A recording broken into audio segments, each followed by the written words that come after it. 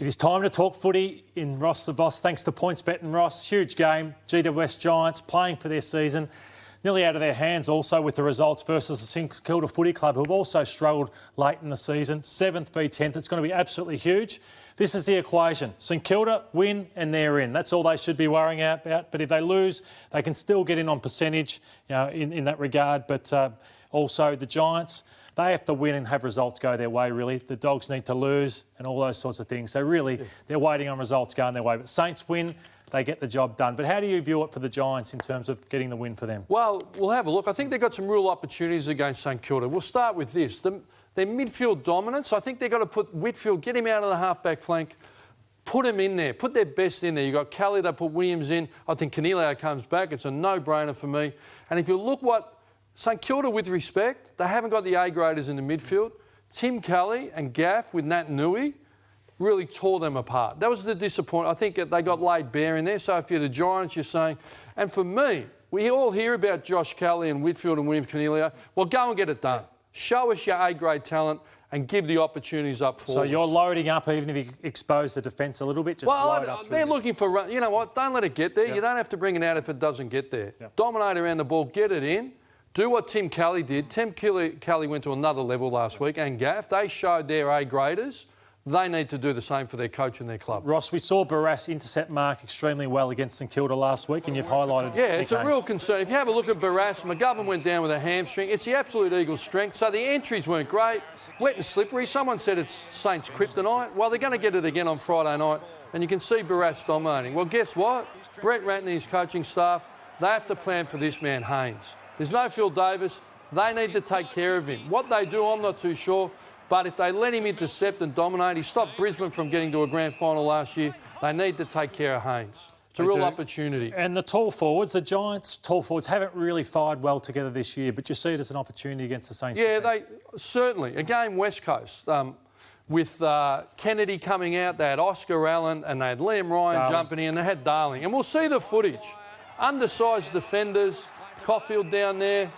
There they are. Again, that's Darling monstering them. You're going to see Kennedy. You're going to see Liam Ryan leave. That's Toby Green. Toby Green. And then here it is again. Just too easy. They've only got one legitimate tall back in Dougal. They've chosen not to play Carlisle. I'm not sure why. Maybe they need... And Geary at the death just being monstered for size. So if you're Leon, you really need to isolate Cameron, Filason and Himmelberg. And you've got Green. They need to show their class and all the noise around them. They'll get supply off an A-grade midfield.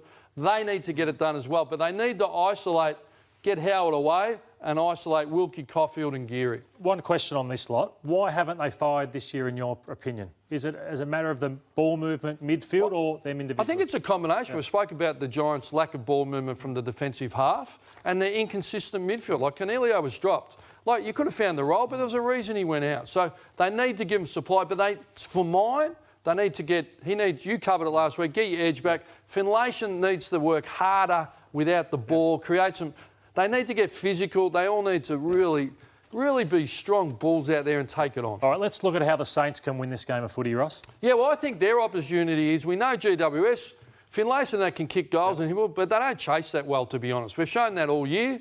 Transition football out of the back half, that's the Saints run and gun at their best. I think Brad Hill on the wing, the ball might go to him. I think he's an opportunity to help bring them home for their first finals series in almost a decade. And the ruck dominance of Ryder and Marshall are really important to help Saints steal and that break even with the quality. If they can dominate, get it on the outside to Brad Hill and transition the ball, I think they can expose.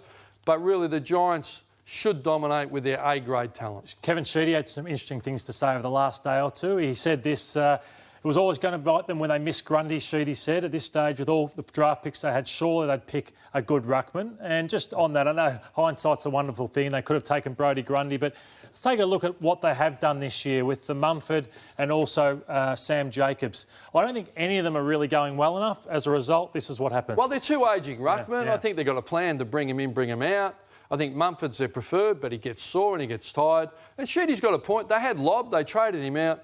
But you know what, Sheeds? We're all experts 8 years later in perfect 20/20 vision. I think it's a cheap shot. Okay.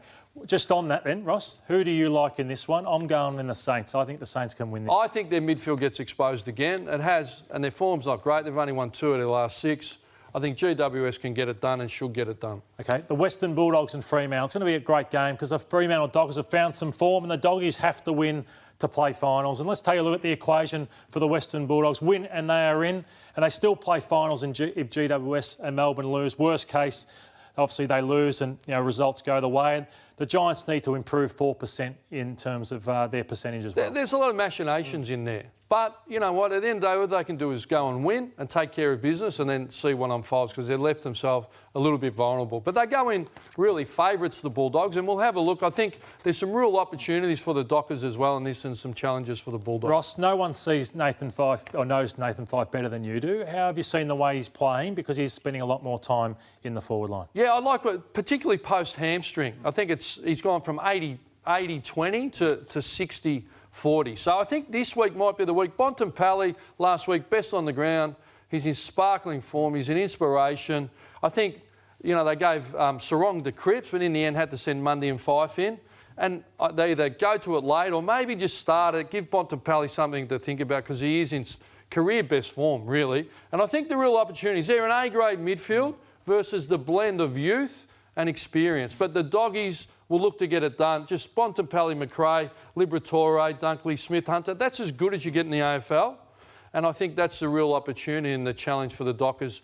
I'd like the big body of Mundy in there, but it's a great opportunity for Chera and Brayshaw to show their continued growth. A lot of talk about Jesse Hogan maybe being at another club next year, but they went tall last week and it was probably the best the three have operated against poor opposition. Yeah, the triple threat, really. Taberner, Hogan and Lobb. And it's the Bulldogs' weakness. They're 13th in defence and I think they can get exposed down there. I think Gardner's got his challenges down there. And if they can get some supply, I think it's a real threat and opportunity for the Dockers. The triple threat, we're calling it. And Hogan at his best is as good as anyone in the AFL. Ross, Caleb Daniel and Jason Johannesson, you can see where they could expose possibly the Fremantle forwards. And what I used to talk about was, well, they can catch it, but can they chase? You can see here, we'll have highlighted Johannesson on the screen. He's going to burst 50 metres on a turnover. This is what they do well, and he's going to kick a running goal. He puts 30, 40 metres on the Hawks players.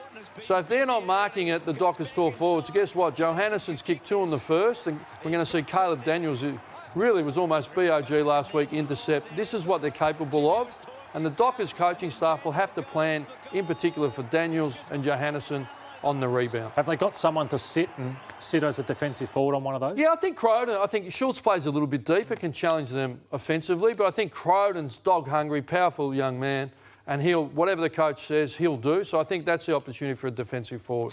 The Dogs just have to win, in my opinion. I see them winning. Do you think give the Dogs? Well, I think they should get it done, but Fremantle are a real opportunity, and I think this is their real challenge. Yeah. They've had some good wins and growth, but basically their win-loss is still around 40%. They'd like a scalp and then feel really good about themselves.